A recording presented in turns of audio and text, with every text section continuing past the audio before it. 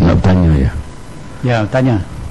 Iaitu soalan saya, kenapa kerajaan dengan petani pun nak berhutang? Kan banyak sangat. Satu. Yang kedua, beras ni kadang-kadang dia tertangguh lama sangat. Dia tak nampak macam gaya perhatian kepada petani. Hutang beratus-ratus ribu, tangguh lama. Minta penjelasan. Perkara yang sama ialah kita ingin tahu masalah ni siapa. Sama ada BENAS tidak maklum kepada kerajaan bahawa peruntukan tidak cukup, atau BENAS atau kerajaan sudah diminta tetapi tidak respon kepada permintaan BENAS. Kita ingin tahu perkara ini kerana yang hutang, kita hutang kepada orang miskin dan sampai bertahun-tahun kita hutang. Ini satu perkara yang serius. Terima kasih. Kerana projek ini mulai tahun 2007 kita kenalkan. Pada kita bila kita kata penambahan insentif perhiasan padi, kita tak tahu berapa banyak yang nak tambah hasil tu. Jadi kerana itu kerajaan ada bagi peruntukan. Kita bagi peruntukan, saya kata tadi 2008 kita bagi peruntukan 27 juta. Kemudian 2009 kita tambah lagi jadikan 40 juta. 2010 kita bagi lagi peruntukan 40 juta.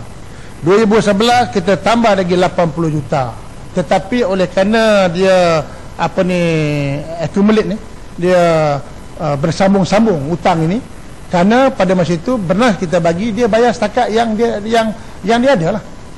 Jadi kerana itu kita telah minta supaya BENAS lihat balik semula mana-mana yang petani-petani yang mungkin ada lagi yang belum dapat jumlah dia. Jadi kemungkinan ada petani 2007 dah dapat, 2008 dah dapat, mungkin 2009 dia mungkin tak dapat. Bukan kita tak ada bagi, kita ada bagi bajet, tapi ini bajet yang kita susah nak agak, yang kita tak tahu bajet kita berapa banyak insentif ini akan bertambah. Tapi hari ini bila kita dah buat final sehingga sekarang ni kita tamat, bermakna kita kena tambah lagi 117 juta. Itu bermakna peruntukan 80 juta yang kalau kita tengok dalam laporan tu bajet memang tak cukup. 80 juta ataupun tak cukup, so kita kena tambah 117 juta. Jadi lepas ini kita akan buat bayaran kepada petani-petani. Yang berhormat daripada Baling, berhormat daripada Bintulu, dia bangkitkan isu tentang membeli ST15%, wajib pula membeli satu lagi beras cap ayam. Saya nak maklumkan bahawa ini tidak pernah diarahkan, dan ini bukan satu dasar kementerian. Ini mungkin hanya dibuat oleh pemborong-pemborong ataupun peruncit-peruncit yang tidak bertanggungjawab. Jadi kalau ada peruncit yang sedemikian, harap membantulah pada kementerian supaya kita boleh mengambil tindakan kepada pemborong atau peruncit yang tidak bertanggungjawab ini.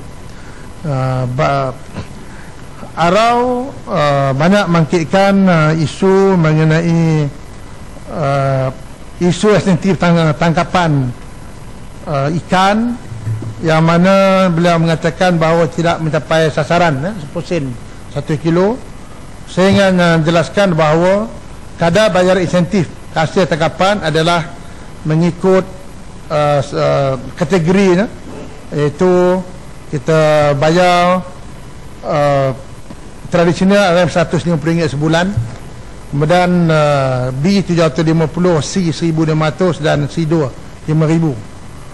Kemudian bayaran hasil insentif tangkapan kepada bot vessel A seluruh negara adalah sebanyak RM83 juta bagi tempoh Januari hingga Ogos 2011. Ada yang dapat.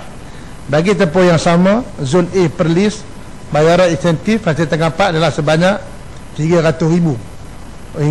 Ini berdasarkan kepada jumlah tangkapan yang diisytihar oleh nelayan yang disokong dengan invoice jualan. Tapi saya setuju dengan yang berhormat Arau bahawa kita tidak boleh hanya bergantung kepada invoice jualan saja. Malah LKM telah pun diminta untuk memastikan, melihat sendiri ikan yang ditangkap oleh pihak nelayan sebelum kita membayar insentif seposin.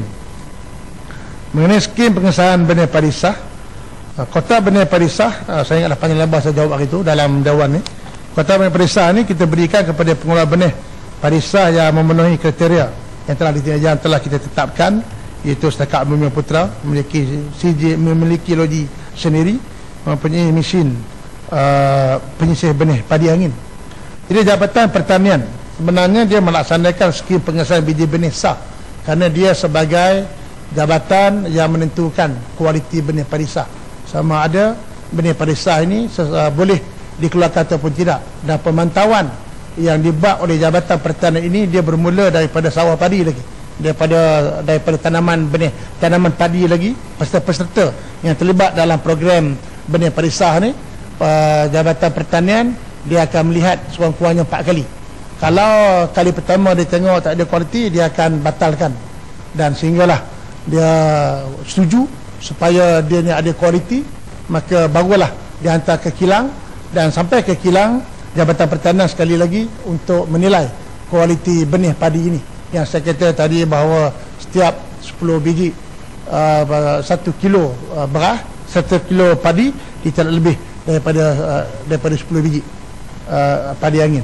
Jadi saya ingat kualiti ini telah pun kita tetapkan, kerana kita berpegang pada kualiti yang begini tegas, maka baru ni kita tengok ada sedikit masalah kelewatan untuk mengedarkan benih-benih padi sah ni. Dah panjang lebar saya jawab ni, Muhammad.